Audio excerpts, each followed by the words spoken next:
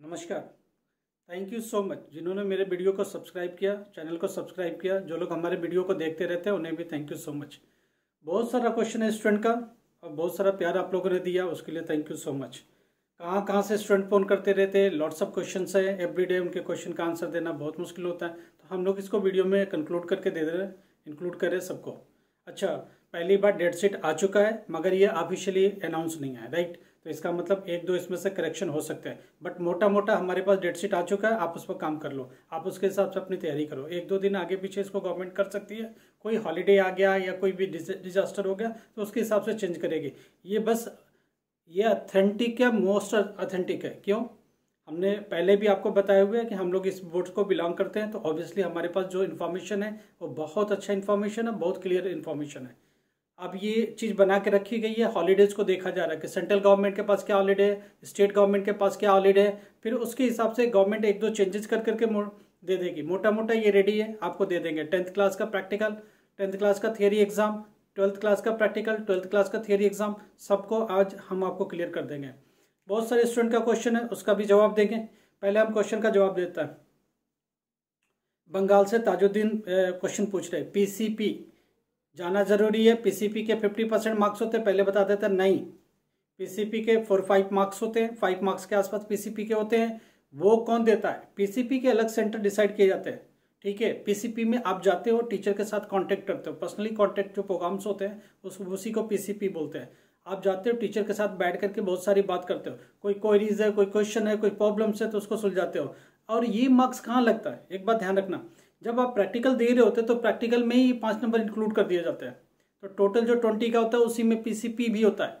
तो अब ये बोलोगे कि कई जगह क्या होता है, पीसीपी का अलग सेंटर नहीं बनता है या कुछ नहीं देती गवर्नमेंट, तो क्या करते हैं, तो प्रैक्टिकल में ही वो लोग क्या करते हैं, पीसीपी के मार्क्स ऐड कर देते हैं। अब कोई पीसीपी ना दे तो क्या कुछ नहीं होता पीसीपी से। आप नहीं गए सेंटर, अब ताजुद्दीन का 300 किलोमीटर दूर सेंटर पीसीपी का बना है, कैसे जाएगा बेचारा? Not possible, practically not possible. तो क्या करेंगे? इसके लिए जाने की कोई जरूरत नहीं है, आपके आसपास से जरूर जाओ, जो भी प्रॉब्लम्स हो उसको निपटाओ। एआई सेंटर आसपास से उनको निपटाओ। कई बार एआई जहाँ प्रैक्टिकल सेंटर है वही पीसीपी इंक्लूड करते हैं, कई बार दूसरे सेंटर पीसीपी के 4-5 मार्क्स में से 5 में से कुछ भी लगा के 3-2 कुछ भी लगा के भेज देते हैं। प्रैक्टिकल वाला जो एआई होता है उसमें इंक्लूड कर देता है। अगर मैं कहता हूँ कि अगर पीसीपी के 2 मार्क्स 3 मार्क्स 4 मार्क्स नहीं मिले तो क्या फर्क पड़ता है? 100 में से कुछ भी फर्क नहीं पड़ता। हाँ, आपके आसपास है तो जरूर जाओ, अपनी स्टडी से रिलेटेड जो भी बात करनी है वो सब करो, वो सब आपको बहुत सारी इन्फॉर्मेशन देते हैं। अगर है तो आसपास जाओ, नहीं है तो कोई दिक्कत वाली बात नहीं। तो पीसीपी को लेकर चिंता करने की कोई जरूरत नहीं। प्रैक्टिकल अगर अच्छे से किया, वाइवा के सारे जवाब दिए, तो पीसीपी के मार्क्स वही लोग आपको लगा देंगे। वो ये देखते हैं कि स्टूडेंट बहुत अच्छा है, बहुत पढ़ने में अच्छा है, आंसर कर रहा है, इसका मतलब उसने मेहनत किया, तो पीसीपी का कोई फर्क नहीं पड़ता। तो अलग से पीसीपी की चिंता करने की जरूरत नहीं है। अब विक्रम डोगारे जो हमारे स्टूडेंट है महाराष्ट्र के, राइट, लातूर से, उनका क्वेश्चन है कि हमको बुक्स कहाँ से मिलेगा। उनका एडमिशन हम लोगों ने यहीं से बैठे दे दिया। हिंदुस्तान में कहीं बैठे हो, आपको एडमिशन की दिक्कत आ रही है, कोई सही से गाइडेंस नहीं मिल रही है आपको, आप मेरे को कॉल करो, हम लोग को कॉल करो, हमारी टीम आपके लिए काम करेगी, एडमिशन यहीं से दे देगी। डॉक्यूमेंट उन्हें भेज दो, वो एडमिशन दे देंगे। कोई स्टूडेंट ये सोचता है कि मैं 100% पास हो ही जाऊँ, हमको कैसे भी लोग बैठा के पढ़ाए, कैसे भी करें, हमको पास करके दे दे, तो आप हमारी टीम को संपर्क करो, आपको पूरी हेल्प करेंगे। दिल्ली एनसीआर में आपके सेंटर्स लगा देंगे, चाहे कैसे भी सेंटर लगाएंगे, आपकी हेल्प करेंगे, आपके साथ मेहनत करेंगे, जितने भी इंपॉर्टेंट क्वेश्चन है उनको तैयार कराएंगे और आपको पास करा देंगे। 100% गारंटेड पास कर देंगे। आप उनको कॉल मिलाओ, आपको कुछ ना कुछ रास्ता देंगे, वो कैसे करना वो लोग आपको बता देंगे, ठीक है। तीसरा क्वेश्चन है जौनपुर से, जौनपुर या इलाहाबाद के आसपास के एरिया के स्टूडेंट के क्वेश्चन है। उनके क्या क्वेश्चन है ध्यान से समझिएगा। वो लोग जाते हैं किसी सेंटर के पास, वो लोग सीबीएसई पास है या नहीं पास है, वो सेंटर के पास जाते हैं। वो वहाँ के जो लोकल सेंटर्स है वो क्या कर रहे हैं, 4-4 सब्जेक्ट में एडमिशन दे रहे हैं, 3-3 सब्जेक्ट में एडमिशन दे रहे हैं। क्यों भाई? अब बच्चे आईआईटी की तैयारी कर रहे हैं, किस लिए कर रहे हैं? पहली बात एक बात बताओ, अगर 3 सब्जेक्ट का एडमिशन उन्होंने दिया है तो एक बात समझो, सीबीएसई में आप फेल हो, 3 सब्जेक्ट का इधर एडमिशन लेके बैठे हो, तो 3 सब्जेक्ट की अलग से मार्कशीट आएगी एनआईओएस के, कहाँ लगाओगे? 3 सब्जेक्ट मतलब आप पास नहीं हो, 4 सब्जेक्ट का मतलब भी आप पास नहीं हो। जब तक 5 सब्जेक्ट आप लेते नहीं हो इस बोर्ड के अंदर, तब तक आप इस बोर्ड में पास नहीं माने जाओगे। आप सीबीएसई में पास हो नहीं, आप एनआईओएस में पास होंगे नहीं। एनआईओएस की जो मार्कशीट आएगी उस पर लिखा होगा फिजिक्स पास, केमिस्ट्री पास, मैथमेटिक्स पास, फिजिकल एजुकेशन पास, ये लिखा, मगर ओवरऑल पास लिख के नहीं आएगा। क्योंकि ये पार्ट एडमिशन माना जाता है। पार्ट एडमिशन की मार्कशीट आप कहाँ लेके जाओगे? आप आईआईटी में एडमिशन के लिए गए, आप बोलते कि मैं सीबीएसई में मैथ्स में फेल था तो इसमें आ गया, राइट, उधर पास हो गए, चलो उसमें मैथ्स में पास नहीं, इसमें आपके आके 4 सब्जेक्ट लेके बैठ गए। कितना कंफ्यूजन है। आइधर आप उधर पूरा पास हो जाओ, आइधर इधर पूरा पास हो जाओ, तब तो चलेगा, अदरवाइज बिल्कुल नहीं चलेगा, मैं आपको बता देता हूँ। अब रही बात, कुछ स्टूडेंट जो लोकल हैं वो ये कह रहे हैं कि एक सब्जेक्ट में फेल हो गया, जैसे मैथ्स में फेल हो गया सीबीएसई में, वो दूसरे बोर्ड एनआईएस में चले गए, एक सब्जेक्ट मैथमेटिक्स लेके पास हो रहा है, एक सब्जेक्ट बहुत क्लियर है, वो 3 सब्जेक्ट 4 सब्जेक्ट भी लेके नहीं चल रहा है, वो एक सब्जेक्ट मैथमेटिक्स लेके चल रहा है। अब इसको समझने की कोशिश करो। अब आईआईटी, बड़े बड़े इंस्टीट्यूशन, इनको एडमिशन नहीं लेते, मैं तुमको बता देता हूँ साहब। वो बोलते हैं आइधर सीबीएसई से बिल्कुल क्लियर 5 सब्जेक्ट में पास हो, आइधर एनआईएस में 5 सब्जेक्ट से पास हो, तब तो ठीक है, अदरवाइज वो कंसीडर नहीं करते।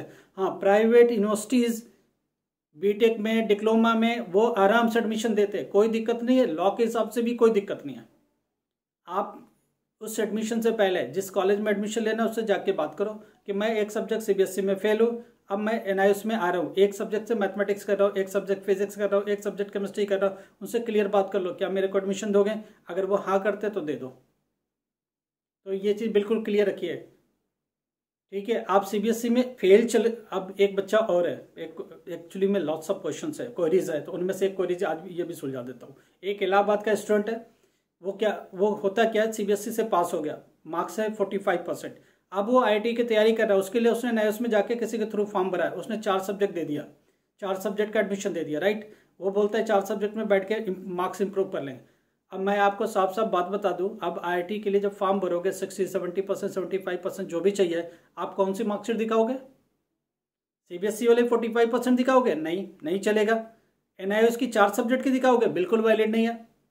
फिर घर के रहना घाट के रहे, किस में जाओगे? 75% कैलकुलेट, दोनों मिला के एवरेज नहीं निकाल सकते, इसलिए ऐसी कंफ्यूजन मत पालो।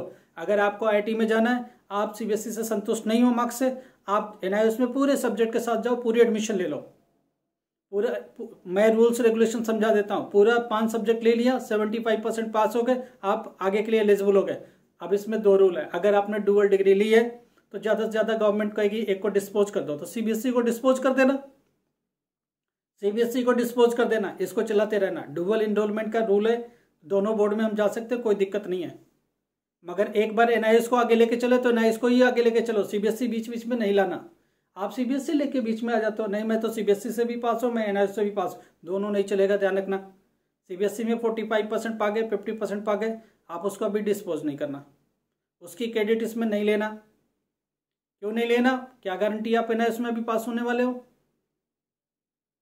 ठीक है, अगर एनआईएस में पास हो गए, 75% आपके हिसाब से आ गया, आपके मनमाफिक आ गया, आप एनआईएस में आप आगे आईआईटी जेईई में एडमिशन ले लो। जब ले लिया तब सीबीएसई का डिस्पोज हो जाएगा, उसका रूल मैं बता दूंगा, वो डिस्पोज हो जाएगा, ये चलेगा एनआईएस का आपका पूरा। तो एनआईएस को ही होल लाइफ लेके चलना और एक मार्कशीट परफेक्ट लेके चलना। चलो ये बात हो गई। और विक्रम डोगारे का क्वेश्चन है कि उनको बुक्स कहाँ से मिलेगा? जब आपका एडमिशन हो जाता है, आई कार्ड आ जाता है, तो जो एआई सेंटर नीचे लिखा रहता है आई कार्ड में, वहाँ आप जाओ, वहाँ रिपोर्ट करो मेरे को बुक्स चाहिए। हाँ, 15-20 दिन बाद जाना, उनके पास बुक्स आ जाता है एआई सेंटर पर, वहीं से कलेक्ट करना। और एक क्वेश्चन वेस्ट बंगाल से एक क्वेश्चन है कि मेरी मार्कशीट कहाँ मिलेगी? तो जो एनआईएस की पास होने के बाद जो मार्कशीट होती है, आपका जो एआई सेंटर होता है वही मिलेगा। अगर आपका एआई सेंटर कैंसिल हो गया तो वहाँ के रीजनल सेंटर में मिलेगा आपको। एक और क्वेश्चन है, अगर मान लो एआई सेंटर कैंसिल हो गया वो, तो आपका प्रैक्टिकल कहाँ होगा? जब आप एडमिशन लेते हो तो पहली first preference, second preference automatic shift हो जाती है सेकंड प्रेफरेंस पर, वहीं प्रैक्टिकल होता है, वो आपका एआई सेंटर ऑटोमेटिक बन जाता है। प्रैक्टिकल का सेंटर अलग रहेगा, थियरी का सेंटर अलग रहेगा। चलो अभी डेट शीट के बारे में बात करते हैं।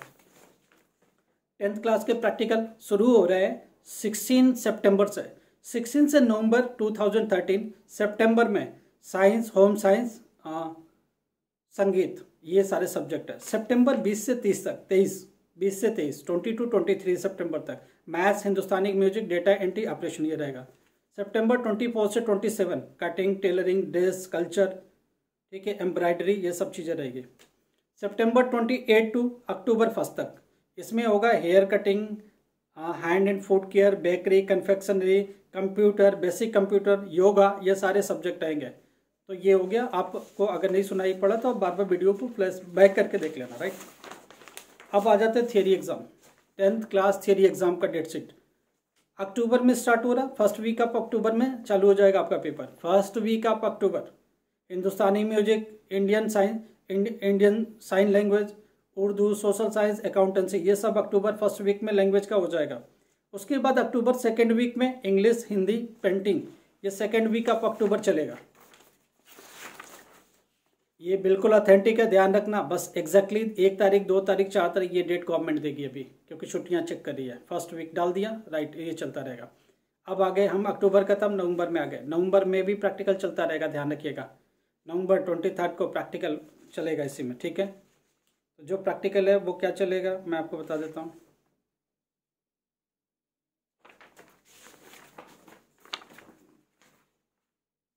चलो प्रैक्टिकल का तो खत्म हो गया। प्रैक्टिकल कहाँ से, सितंबर 16 से लेकर के 1 अक्टूबर तक ये चलता रहेगा। अक्टूबर में हो गया। अब अक्टूबर में थियरी का पेपर, थियरी का पेपर क्या है उसको मैं क्लियर कर देता हूँ आपको एक बार। अक्टूबर फर्स्ट वीक से थियरी का paper, Hindi, music, Indian language, ये सब चल रहा है। अक्टूबर सेकेंड वीक में उर्दू, सोशल साइंस, अकाउंटेंसी, ये सब चल रहा है। Third week of October English, Hindi, painting, ये सब चलेगा अक्टूबर। नवंबर तक पेपर जा रहा है। नवंबर में क्या है, नवंबर में science and technology, first week of November में साइंस एंड टेक्नोलॉजी का है। Data entry second week of November है, सेकेंड वीक ऑफ नवंबर में डेटा एंट्री है। होम साइंस भी सेकेंड वीक ऑफ नवंबर में है। बिजनेस स्टडी, मैथमेटिक्स भी नवंबर में है, ध्यान रखना। मैथमेटिक्स भी नवंबर में, सेकेंड वीक ऑफ नवंबर में मैथमेटिक्स होगा, ठीक है। तो ये सारा dress designing, beauty, culture, computer, ये फाइनल वीक ऑफ नवंबर में, सेकेंड लास्ट में, सेकेंड वीक के लास्ट में या फाइनल नवंबर में ही होगा, ठीक है। तो ये सारे सब्जेक्ट्स है। कोई कंफ्यूजन है तो कॉल कर लेना या मैसेज कर लेना। अब आते हैं 12th क्लास पर।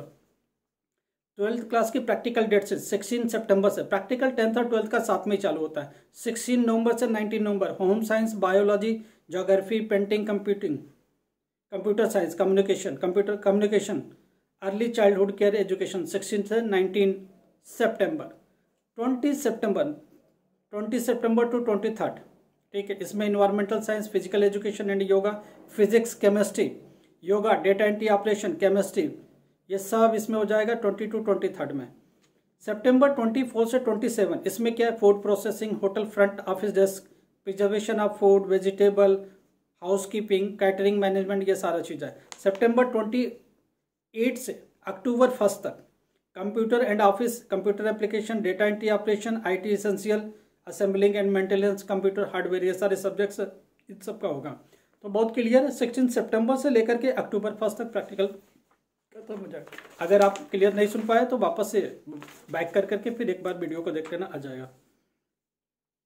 चलो थियरी पेपर की बात करते हैं। फर्स्ट वीक ऑफ अक्टूबर में लैंग्वेजेस का पेपर है, मलयालम, तमिल, ये सारे लैंग्वेज जितने, पंजाबी, उर्दू जितने भी होते हैं इन सबका होता रहेगा, राइट।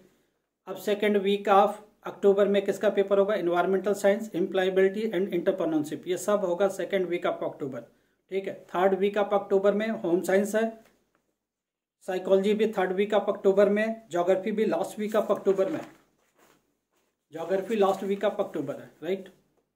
अब लास्ट वीक ऑफ अक्टूबर में और कौन से साइंस वाले पेपर है, फिजिक्स है, हिस्ट्री है, लाइब्रेरी साइंस है, संस्कृत है, संस्कृत व्याकरण। लास्ट वीक ऑफ अक्टूबर में बंगाली, तमिल और मलयालम का भी पेपर है, ठीक है। फर्स्ट वीक ऑफ नवंबर में इकोनॉमिक्स है, पेपर नवंबर में जा रहा है, ध्यान रखना। फर्स्ट वीक ऑफ नवंबर में केमिस्ट्री भी है, political science, mass communication, military student और संस्कृत साहित्य, ये सारे सब्जेक्ट्स किसमें, फर्स्ट वीक ऑफ नवंबर में। सेकेंड वीक ऑफ नवंबर में क्या है, पेंटिंग है। सेकेंड वीक ऑफ नवंबर में डेटा एंट्री है। थर्ड वीक ऑफ नवंबर में मैथ्स जा रहा, मैथ्स नवंबर एंड में जा रहा, ध्यान रखना। बिजनेस स्टडी में थर्ड वीक ऑफ नवंबर में है। तो एक बात समझ में आ गई, पूरे नवंबर तक पेपर हो रहा है। 1 अक्टूबर से लेकर के लास्ट नवंबर तक पेपर हो रहा है। शुरू के जो पेपर होते हैं वो लैंग्वेजेस के पेपर होते हैं। उसके बाद जो मेन पेपर होते हैं वो देखा जाए तो सेकेंड वीक के एंड से शुरू होते हैं। 15 अक्टूबर के आसपास मेन पेपर होते हैं, या ज़्यादा से ज़्यादा 8 से 10, मतलब सेकेंड वीक के स्टार्ट में या एंड में शुरू हो जाएंगे मेन पेपर्स, ध्यान रखना।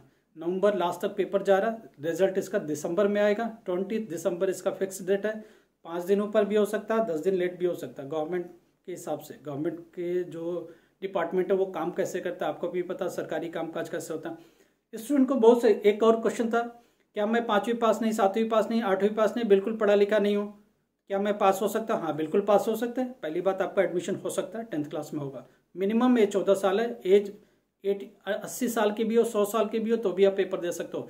एज लिमिट नहीं है, लोअर एज लिमिट है, हायर अपर एज लिमिट नहीं है।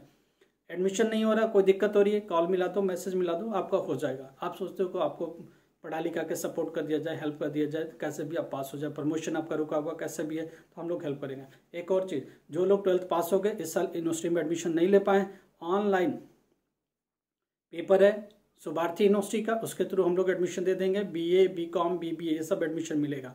रेगुलर चाहते हैं, जिस यूनिवर्सिटी में अभी भी पेपर चल रहे हैं, लेट चले तो लेट चार्जेस के साथ एडमिशन हम लोग करा देंगे, कोशिश करेंगे आपका साल बच जाए। 1 साल 2 साल अगर आपने खराब करके पेपर कंप्लीट नहीं किया, आपने BA कंप्लीट नहीं किया, BSc कंप्लीट नहीं किया, BCom कंप्लीट नहीं किया, BBA कंप्लीट नहीं किया, BCA कंप्लीट नहीं किया, BTech कंप्लीट नहीं किया, तो ट्रांसफर आप क्रेडिट के थ्रू यूनिवर्सिटी से बात करके हम लोग आपको दूसरे यूनिवर्सिटी में शिफ्ट करके इसको कंप्लीट करा सकते हैं। आपकी पढ़ाई 4 साल पहले छूट गई, 5 साल पहले से, उसको भी रिज्यूम कर सकते हैं, रिस्टोर कर सकते हैं। कैसे? उसके ट्रांसफर आप क्रेडिट वाला जो मोड आया उसको, उसकी हेल्प लेकर के। और भी कोई क्वेश्चन है, मैसेज कर देना, व्हाट्सअप कर देना, कॉल कर लेना, घबराने की कोई ज़रूरत नहीं है, सीधी बात कर लेना, हम लोग आपसे बात करेंगे। एक मैसेज छोड़ना नाम के साथ, डिटेल के साथ, फिर हम लोग आपसे बात करेंगे। Thank you so much. अगर कोई भी दिक्कत हो तो प्लीज़ मैसेज करो, कॉल करो, और किसी भी चीज़ पर कोई भी आपको हेल्प चाहिए आप मैसेज कर दो। अगले वीडियो में आपको सपोर्ट भी मिलेगा। नाम के साथ चाहते हो कि हम आपका सोल्यूशन दें तो 100% नाम के साथ सोल्यूशन दें, उसके लिए एक मैसेज देना पड़ेगा आपको। Thank you so much.